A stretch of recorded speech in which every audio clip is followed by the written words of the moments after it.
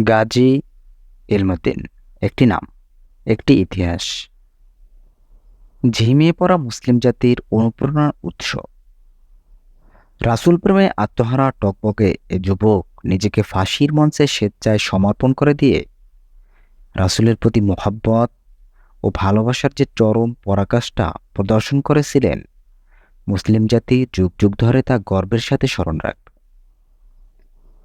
ইহুদি খ্রিস্টান তথা সকল কাফের মুশরিক কখনোই মুসলমানদের বন্ধু ছিল না, এখনও নেই, ভবিষ্যতেও হবে না। যেমন আল্লাহ তাআলা পবিত্র কুরআনে বলেন, হে মুমিনগণ, তোমরা ইহুদি ও খ্রিস্টানদেরকে বন্ধুরূপে গ্রহণ করো না, তারা একে অপরের বন্ধু।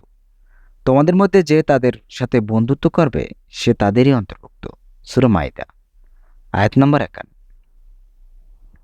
বাহ্যিক দৃষ্টিতে যদিও অনেক সময় কাফেরদের মুসলমানদের প্রতি সহানুভূতি ও করুণা প্রদর্শন করতে দেখা যায়, তথাপি মুসলিম জাতিকে একথা খুব ভালো করেই স্মরণ রাখতে হবে যে এ সকল সদাচরণ ও দয়া প্রদর্শন তারা সুদূরপ্রবাসী কোনো নীল নকশা বাস্তবায়ন ও আপন স্বার্থ উদ্ধারের জন্য করে থাকে।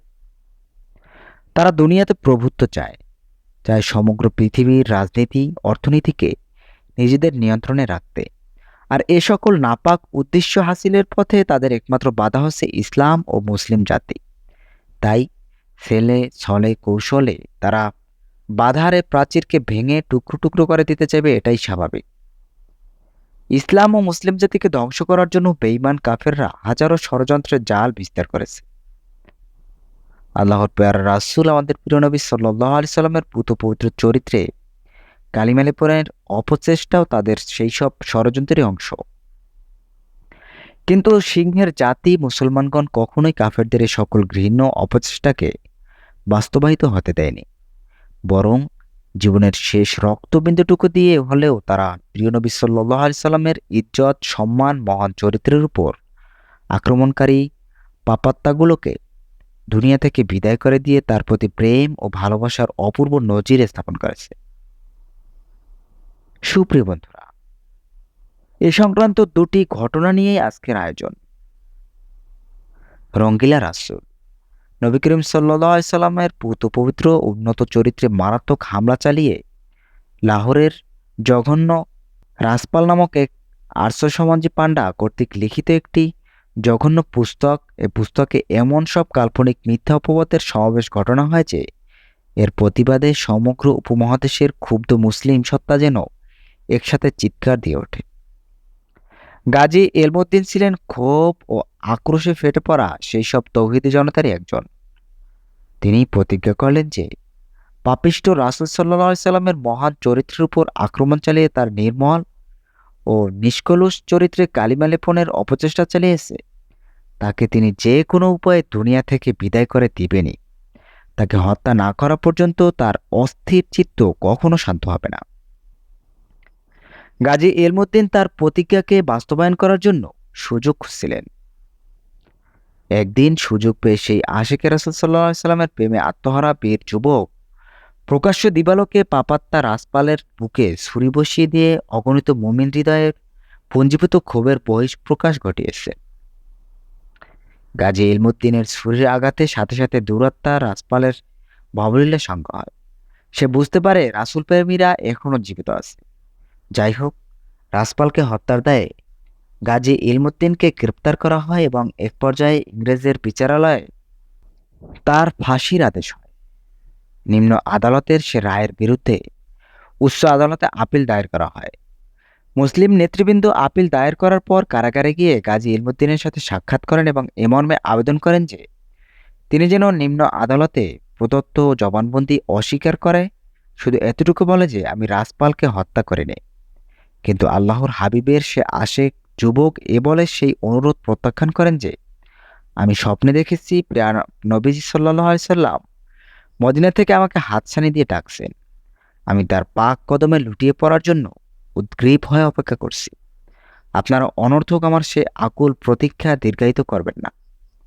শেষ পর্যন্ত এই বীর যুবক এক প্রকার স্বেচ্ছায় ফাঁসির কাষ্টে ঝুলে আকাঙ্ক্ষিত শাহাদাতের মর্যাদা লাভ করলেন।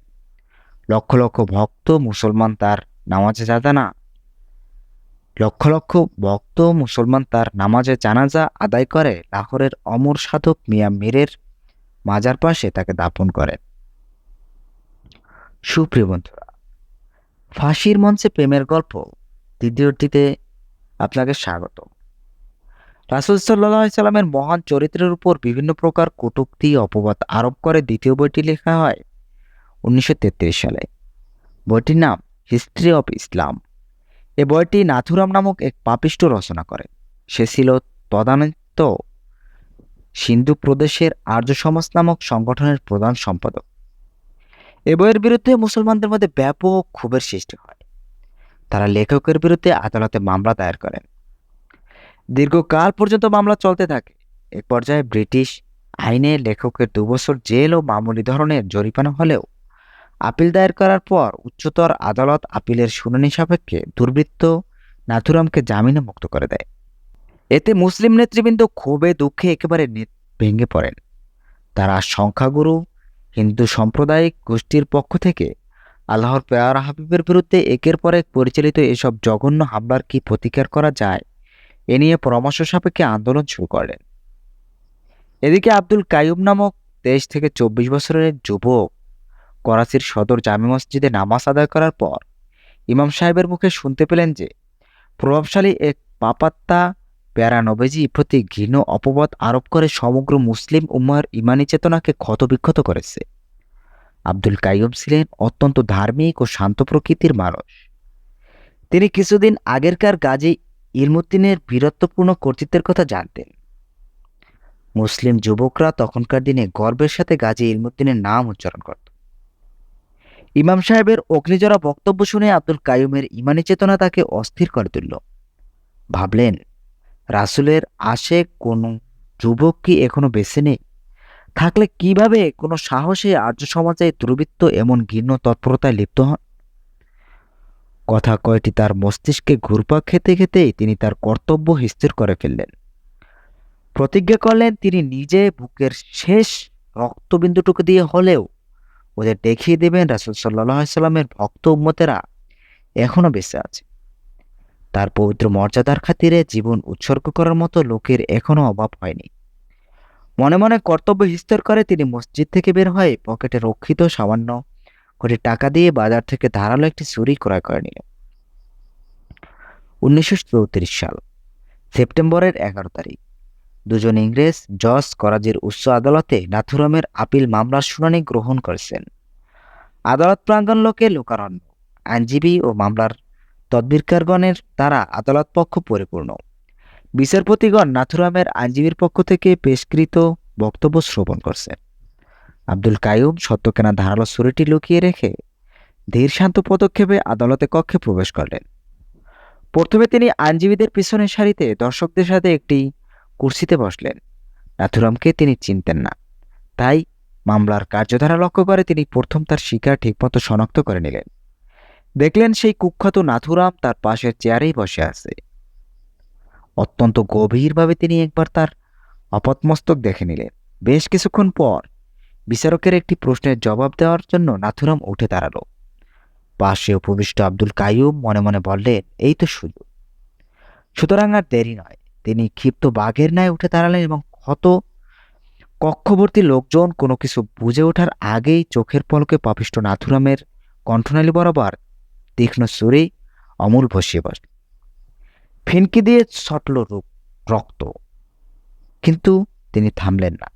ছুরি টেনে বের করলেন এবং একের পর এক আরো দুটি অব্যর্থ আঘাত করে বিশাল পপু নরাধমকে একেবারে ধরাশয়ী করে ছাড়লেন। নাথুরামের চিৎকারে আদালত ভবন প্রকম্পিত হলো। কামরা ভর্তি লোকগুলো কিছুক্ষণের জন্য স্তম্ভিত হয়ে গেল, কিন্তু আব্দুল কাইয়ুমের মধ্যে মোটেও পরিবর্তন দেখা গেল না। প্রচুর সুযোগ থাকা সত্ত্বেও তিনি পালাবার চেষ্টা করলেন না। রক্তমাখা ছুরিটা হাতে নিয়ে তিনি নির্ভীক বিজয়ী বীরের ন্যায় ধীর শান্তভাবে নিজেকে পুলিশের হাতে তুলে দিলেন। এমন একটা লোকমর্ষক ঘটনা আদালত কক্ষে ঘটে গেছে, এটা প্রথমে বাইরে অপেক্ষমান হাজার হাজার লোক বুঝতেই পারেনি। খবর প্রচারিত হওয়ার পর হাজার হাজার কণ্ঠের তাকবীর ধ্বনিতে করাচির আকাশ বাতাস প্রকম্পিত হয়ে উঠল। আব্দুল কাইয়ুম পুলিশের হেফাজতে চলে যাওয়ার পর ইংরেজ জজ আসন ছেড়ে নেমে এলেন এবং তাকে লক্ষ্য করে বললেন, তুমি কি এই লোকটাকে খুন করেছো? আব্দুল কাইয়ুম দেয়ালে ঝুলানো পঞ্চম জর্জের ছবিটির প্রতি ইশারা করে বললেন, এটা তো আপনাদের রাজার ছবি। কেউ যদি এই রাজাকে অপমান করে তবে কি আপনারা তাকে মৃত্যুদণ্ডে দণ্ডিত করবেন না? এই পাপিষ্ঠ নাথুরাম আমার হৃদয় রাজ্যের সাম্রাজ্য প্রিয় নবী সাল্লাল্লাহু আলাইহি সাল্লামের প্রতি এমন অবমানকর শব্দ ব্যবহার করেছে যা আমার ইমানি চেতনায় নিদারুণ আঘাত করে আমার ধৈর্যের বাঁধ ভেঙে দিয়েছে। তাই আমি ওর নাপাক অস্তিত্ব দুনিয়া থেকে সরিয়ে দিয়েছি। আব্দুল কাইয়ুমের বিরুদ্ধে মোকদ্দমা চালানো হলো। সাক্ষ্য প্রমাণের প্রয়োজন হলো না, কারণ প্রকাশ্য আদালতে তিনি নিজেই স্বীকার করলেন যে আমি নাথুরামকে অত্যন্ত ঠান্ডা মাথায় হত্যা করেছি। বিচারে আব্দুল কাইয়ুমের মৃত্যুদণ্ডের রায় ঘোষণা করা হলো। রায় শুনে তিনি বিচারকক্ষে লক্ষ্য করে বললেন, মাননীয় জজ, আমি আপনার প্রতি এজন্য কৃতজ্ঞ যে আমাকে আপনি মৃত্যুদণ্ড দিয়েছেন। আমার তো একটি জীবন, বিশ্বাস করুন, যদি আমার লক্ষ্য জীবন থাকতো তবুও আমি আল্লাহর প্রিয় হাবিবের পবিত্র মর্যাদার জন্য তা লুটিয়ে দিতে মোটেও কুণ্ঠিত হতাম না। করাচির নেতৃত্বস্থানীয় মুসলমানগণ এ রায়ের বিরুদ্ধে হাইকোর্টে আপিল দায়ের করলেন এবং সৈয়দ মোহাম্মদ আসলাম নামক একজন শীর্ষস্থানীয় আইনজীবীকে মামলা পরিচালনার দায়িত্ব অর্পণ করলেন। উক্ত আইনজীবী যখন মামলা সংক্রান্ত ব্যাপারে কথা বলার জন্য আব্দুল কাইয়ুমের সাথে সাক্ষাৎ করে বললেন, আপনি পূর্বোক্ত জবানবন্দি প্রত্যাহার করে নিলে আমাদের পক্ষে আপনার মুক্তির ব্যাপারে কাজ করে যাওয়া সহজ হবে। তখন রাসূল প্রেমে আত্মহারা এই সাচ্চা যুবক দ্ব্যর্থহীন কণ্ঠে বলে দিলেন, বিচারকের সামনে আমি যে স্বীকৃতিমূলক জবানবন্দি দিয়েছি তা প্রত্যাহার করে আমার পরকালীন পুরস্কার খাটো করতে পারবো না। অতঃপর উপায়ন্ত না দেখে জনাব আসলাম আদালতে এভাবে যুক্তি পেশ করলেন যে আল্লাহর রাসূলের প্রতি মুসলমানদের যে শর্তহীন অনুগত এবং আবেগময় প্রেমের সম্পর্ক, সেটা ব্যাখ্যা করা শুধু কঠিনই নয়, অসম্ভবও বটে। এজন্য ইসলামী শরীয়তের বিধান হচ্ছে যে কোনোভাবে কেউ আল্লাহর পেয়ারা হাবিবের মর্যাদা হানির চেষ্টা করলে তার একমাত্র শাস্তি মৃত্যুদণ্ড। তিনি আরও বললেন, কাউকে যদি উস্কানি দিয়ে উত্তেজিত করা হয় এবং এই অবস্থায় যদি সে কাউকে হত্যা করে তবে ব্রিটিশ আইনের ৩০২ ধারা মোতাবেক তাকে চরম পর্যায়ে শাস্তি দেওয়া যায় না। যেমন কেউ যদি তার স্ত্রী বা কন্যাকে কারো হাতে লাঞ্ছিত হতে দেখে এবং সে উত্তেজিত হয়ে লাঞ্ছনাকারীকে হত্যা করে তবে হত্যাকারী মৃত্যুদণ্ডে দণ্ডিত হওয়ার যোগ্য বিবেচিত হয় না। মাননীয় বিচারক, মুসলমানদের হৃদয় রাজ্যের একছত্র সম্রাট আল্লাহর প্রিয় নবী দোজাহানের বাদশাহ হজরত মুহাম্মদ সাল্লাল্লাহু আলাইহি সাল্লামের ইজ্জত সম্মানে আঘাত করার চাইতে বড় উস্কানি একজন মুসলমানের পক্ষে আর কি হতে পারে? তাই আব্দুল কাইয়ুম আইনের ধারা মোতাবেকই চরম শাস্তির পরিবর্তে লঘুদণ্ড পাওয়ার অধিকারী। জনাব, একজন মুসলমানের অনুভূতিতে রাসূল সাল্লাল্লাহু আলাইহি সাল্লামের মর্যাদা কত উচ্চ এবং তাতে আঘাত লাগলে তার অনুভূতি কতটুকু আহত হয় তা আমি আপনাকে ভাষায় বোঝাতে পারবো না। আমি মাননীয় আদালতের সামনে একথা স্পষ্ট করে বলতে চাই যে যতক্ষণ একজন মুসলমান জীবিত থাকবে ততক্ষণ সে রাসূল সাল্লাল্লাহু আলাইহি সাল্লামের জন্য মর্যাদাহানিকর যে কোনো তৎপরতার বিরুদ্ধে অকাতরে যুবকের বুকের রক্ত ঢেলে দিতে বিন্দুমাত্র কুণ্ঠিত হবে না। এক্ষেত্রে তারা আইনের ভ্রুকুটি বা ফাঁসির রজ্জুর প্রতি মোটেও ভ্রুক্ষেপ করবে না। বিজ্ঞ আইনজীবীর যুক্তির প্রতি মোটেও গুরুত্ব না দিয়ে ইংরেজ বিচারকগণ আপিল খারেজ করে দিলেন।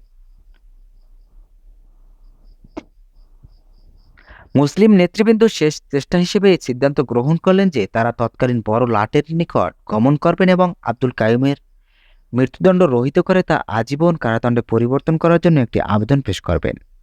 কিন্তু রাসূল প্রেমিক আব্দুল কাইয়ুম কোনো অবস্থাতেই করুণা ভিক্ষার আবেদন স্বাক্ষর করতে সক্ষম হলেন না।